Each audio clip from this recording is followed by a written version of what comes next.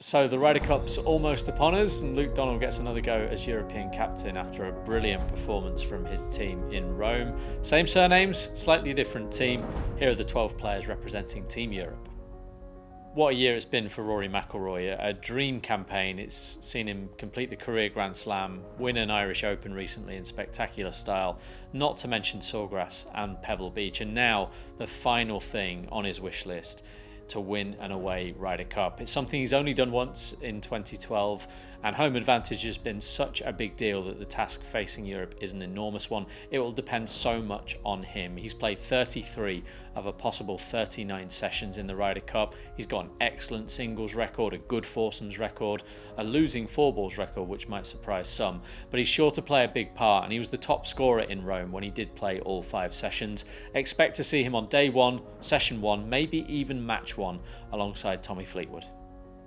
2 years ago, Robert MacIntyre qualified for the European Ryder Cup side, but was considered by many to be the potential weak link. High ceiling, low floor, and a bit of a risk. He was therefore given the guiding arm of Justin Rose, and together they played a couple of four balls matches, and then Bob won his singles point. So he actually ended up going unbeaten through his 3 matches.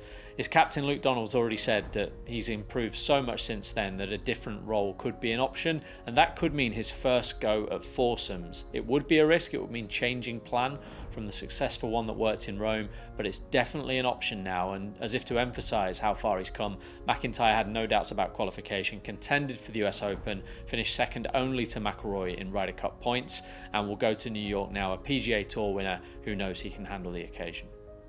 Just like McIlroy, it's been a dream season for Tommy Fleetwood. It didn't look like it when he threw away the Travelers Championship and then threw away the FedEx St Jude Championship as well, and didn't quite perform as he'd have hoped to in the majors. But everything was made right by his victory in the Tour Championship. That saw him become a PGA Tour winner, of course, but also the FedEx Cup champion. A massive boost to his confidence, and really underlined that certainly from summer onwards, he's been playing like the 3rd, maybe 4th best player in the sport. He goes to the Ryder Cup now, attempting to right the wrongs of 2021, his only previous away game when he didn't perform to his best. And he's surely going to be a key member of this side, particularly in foursomes and that link up with Rory McIlroy. And when it comes down to the Sunday singles, well, now he knows he can win a point there too. That's what he did in Rome, and in doing so, he secured the Ryder Cup for Europe. So, like McIlroy, so many parallels here. They'll play together, and if they can win an away Ryder Cup, well, 2025 will go down as the best year in each of their careers. Europe takes just one rookie to the Ryder Cup, and he has the same surname as one of the rookies from 2023. This is Rasmus Højgaard, of course, his twin brother Nikolai, having played 2 years ago. It didn't go fantastically well for Nikolai, and there definitely would be some concern around Rasmus's form coming in. It had been very, very good, but then at Wentworth in the BMW PGA Championship, he produced some of his worst golf of the year. Not an ideal way to prepare for your debut, certainly not when you've qualified via a method which some didn't necessarily agree with, but what we all know is that this young Dane, who's won multiple titles at such a young age on the European Tour and has almost won as well on the PGA Tour, is blessed with enormous talent. He's long off the tee, that will suit at Bethpage, and really the question becomes what sort of role we'd expect him to play. I would suggest they will use him only for four balls, but knowing Luke Donald and his plan, you would expect that to involve playing on day 1. Jon Rahm and Justin Rose might be the 2 most obvious partners. Whoever it is will be tasked with holding his hand, guiding him through, but Rasmus was there as part of the backroom team in Rome. He does have some idea what this is all about, and he is a player with huge talent and hopefully is ready to step up into this big moment. Tyrrell Hatton is one of a couple of live golfers on this European Ryder Cup team, and he goes back to America knowing that he's improved as a player since 2021 when he didn't necessarily perform to his best, although of course he wasn't alone in that, a record defeat for Europe. One of the potential advantages here for Europe is that he and Jon Rahm have played a lot of golf together this year. They're on the same live team, and although they don't play the foursomes format as part of the Live Golf League, the fact they've spent so much time together, celebrated their Ryder Cup inclusion together, of course, has to be a potential advantage at least. Now, the one question mark you'd have, and I would expect to see them in foursomes, is that these are both characters who can heat up pretty quickly, who can potentially boil over. And going to New York with those raucous crowds, That will be a challenge for both of them, and I think in particular Hatton. If he can hold it together, which he did so brilliantly when he was a bit unlucky in the US Open, then he'll be a key player for Europe. But that, combined with the fact he's not necessarily had the best year of his career, does raise some concerns which certainly weren't there maybe a year or so ago when he really was in the form of his life. 2 years ago, Justin Rose was almost a bit part player in the Ryder Cup. He played 3 matches, but he was asked to fulfill a very specific, avuncular role, to hold the hand of Robert MacIntyre as a rookie, to guide him through. And in the end, it was a vital role he played. He helped Bob go unbeaten. He contributed himself, particularly on that Friday evening, when he turned around and roared to his teammates, having secured the point in his match there. And we know Rose lives for these moments. You know, over the last couple of years, his A game and his B game have become further and further apart, but it's amazing how often that A game turns up when he really wants it to. It happened at Augusta when he was second. It happened when he won at Southwind on the PGA Tour as recently as August, and he's continued to play well since. So every chance he plays a very, very similar role, it will be interesting to see whether he's drafted into foursomes if, for instance, Sepp Straka isn't deemed to be in the right place to perform that role. But Rose himself surely will be asked to look after one of the less experienced members of the team. Now, there is only one rookie. It's Rasmus Højgaard. I would say him and Jon Rahm in particular could have a big role to play there. But Rose's experience for the whole team is a massive advantage, and Luke Donald will be sure to make best use of that.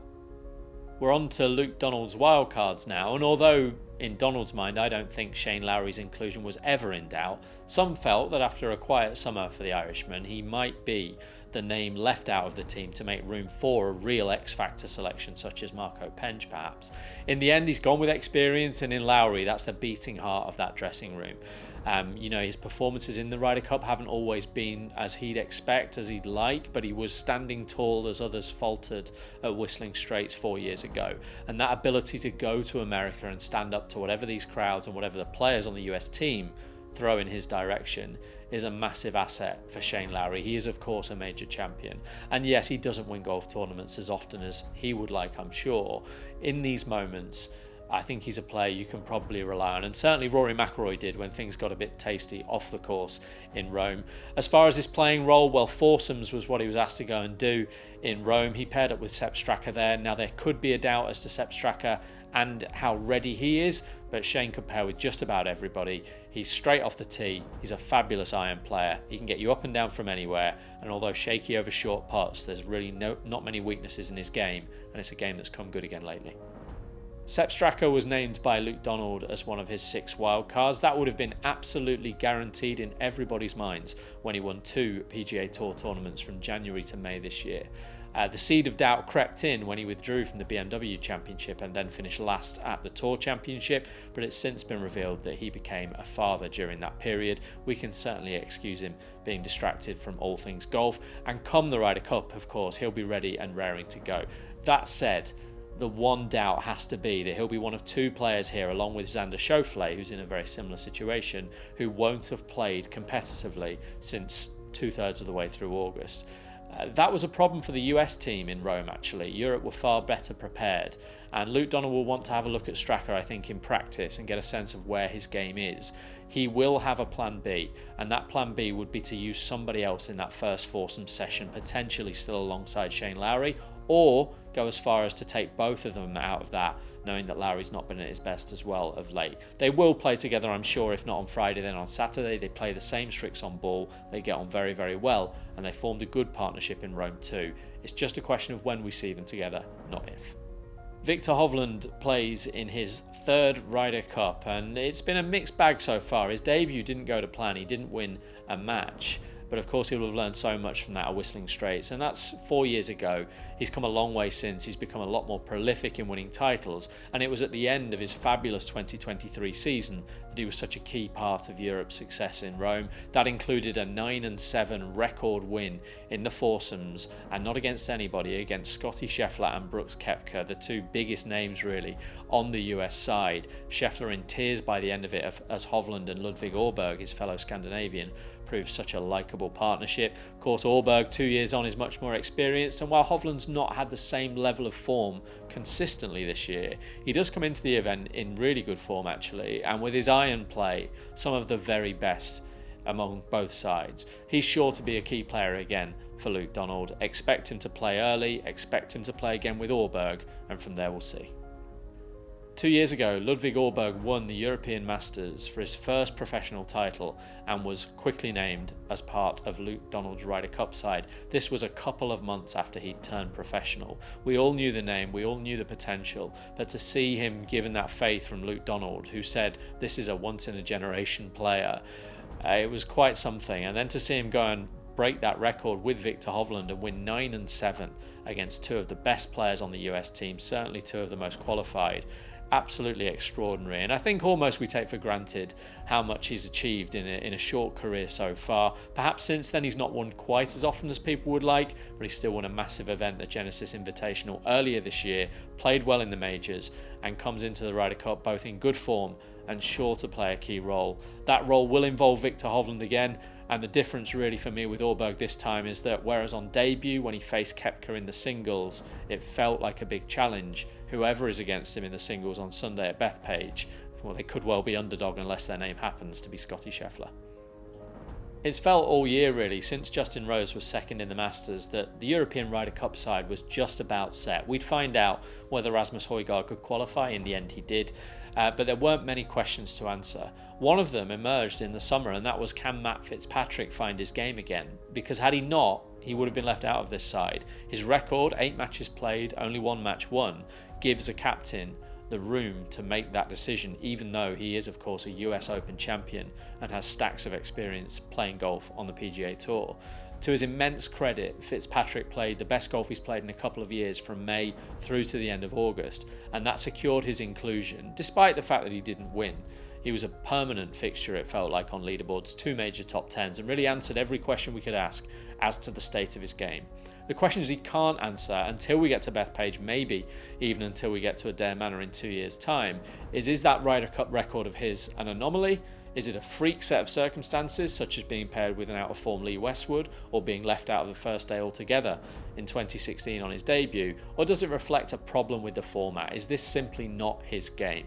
Well, the evidence of Rome is encouraging because he paired up with Rory McIlroy in the 4 balls, and it was Fitzpatrick, not McIlroy, who led them to a resounding win. The first 6 holes of that pairing, he was electric. Putts were going in from anywhere, and he is one of the best putters across both sides, and he will surely take great confidence from that, from being part of the winning side for the first time and for contributing in the way that he did. He also experienced what it's like when things get tasty in that Saturday evening match, again alongside McIlroy, and that's a very likeable partnership. I'm sure Rory would enjoy having someone who holds so many putts alongside him again. Whatever happens with Fitzpatrick, if we had one wish for him this week, I think it would be to win his singles point. That would answer some questions well and truly, and he's well capable of doing it.